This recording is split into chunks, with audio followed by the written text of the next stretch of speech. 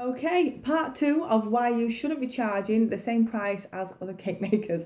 So I've already gone into, bit my tongue. I've already gone into the detail about your ingredients cost variations that, they can be massive. There's other factors at play as well, such as overheads, um, their reputation. Have they even done a proper pricing method, or did they just ask Facebook? So I'm going to go deep into your skill levels now. So you ask on Facebook, what would you charge for this cake? And somebody says, that'd be £120 from me. You think, yeah, that sounds a good price. I'm going to charge that. You don't know anything about that person. You don't know how long they've had the business for. You don't know what the skill levels are. They could be a lot worse than you. They could be a lot better than you. You don't even know if they've done a proper pricing. So, right, I'm going to give you a memory of mine as an example. It's quite a rough one. I still feel bad for this woman now.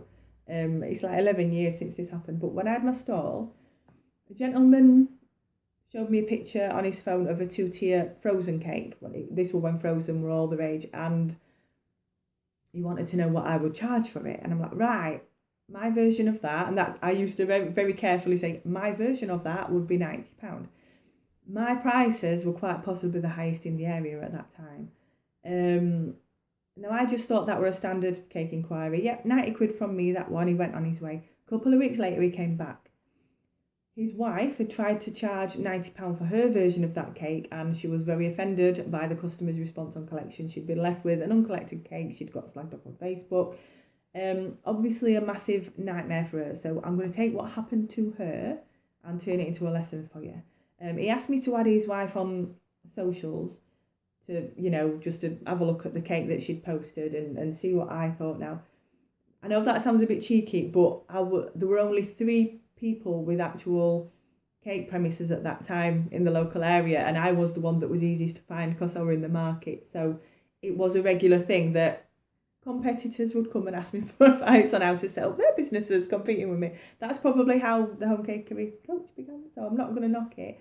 Um, so I added her, and basically, this cake was one of her first paid orders. It was her first fondant cake. It was her first two-tier. It was her first time making models. She hadn't even dowelled it. It was sinking. There were bulges. The figures weren't at all like the characters. I'm not being judgmental, right? Because this is a very common story. A lot of cake makers do learn this lesson the hard way. So obviously she'd put from her perspective, she'd put all this time and effort into it. She were really proud of it. So it was difficult for her to see what was wrong. It had taken her hours, but she charged a premium price for a product that was actually far from it. It was nothing at all like the inspiration pick, and the customer was actually expecting it to be exactly the same. Customer expectations, that's another topic for another day, but this is an extreme example. I don't know what a situation was where the order had come from. I know that when I just started out and had my sandwich shop first, basically most of my cake orders that I were doing as a sideline were big chocolate fudge cakes with Maltesers and minstrels on top. So people used to come in and they'd be virtually almost bullying me into like they'd want sculpted carved cakes, and I'd be like, I can't do that stuff. And I'm sure you can. Come on, I've got every faith in you. Like, no, I really can't do this stuff. This were back in the day when if you ordered a cake, all you got were a solid block of from most people. All you got were a solid block of sponge with jam and fondant, just jam to glue the fondant on. Like my wedding cake were like that, and that lady who made that, she was Sugarcraft Guild trained. So it is just how things were done at the time. Thankfully, times have changed rapidly, and we do them a lot nicer now. But I'm digressing, aren't I? There's no way I was going to be successfully sculpting anything. There is a good chance that that was her situation. She'd been kind of pushed into doing it. Oh no, you can bake cakes. I've tasted your cupcakes. I'm sure you can do two-tier fondant with model figures. So, but this is exactly what had happened. She had charged, or she tried to charge, according to my skill level, not her own.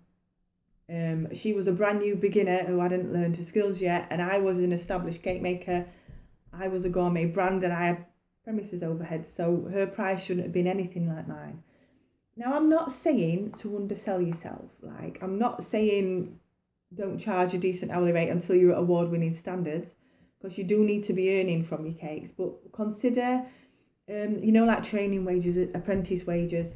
For a skilled job that might very well become a lifetime career for you, it's often worth having a bit of a struggle in the beginning because your work's not yet at pro standards. But this I'm talking about in the very first days, possibly before you even officially open your doors, Obviously, if you have bills to pay and you've got kids to feed, please don't go full time. Don't quit your other sources of income until your skills are ready to hit your target rate consistently. Do it as a side business until you're building your skills up to that right level to go full time. Selling wise, concentrate on the stuff that you've already perfected. That you can sell them at the price that you need to sell them at. Limit your learning opportunities to your friends and family cakes. Again, manage their expectations and don't take anything on that you're not sure you can deliver, even for friends and family. So I recognise how delicate this might make you feel. But I've said before, you shouldn't be selling what you've perfected, what you haven't perfected yet, at least not at full price, because you're just laying yourself open to a bad time, and it can actually hurt you enough in the beginning for you to just want to pack it all in. If you're charging a lower rate for a new product or a new technique, of course you're trying something new, you're trying to build your portfolio, that's fine, but you just need to make it clear when you advertise that these are introductory prices, and make it clear that those people who are buying from you are your your testees. That's not the right word, is it? But you know what I mean.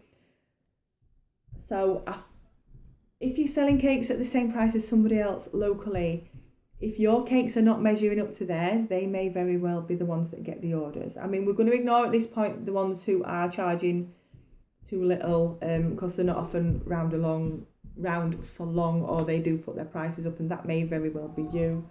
But they're normally beginners without a great reputation yet. So this is why I'm trying to help you to work out how to start charging properly. So if you're following my advice and you've perfected your recipes, you're building a good reputation for yourself, you're working on your branding and your customer service is good, you're halfway there to getting your quotes accepted.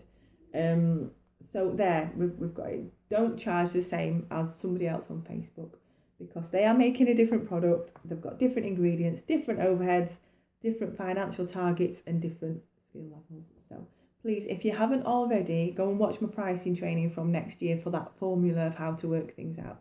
Just try and consider what I've just said. I don't want to put people off, but I just want you to be aware there are reasons why you shouldn't be charging exactly the same as what other cake makers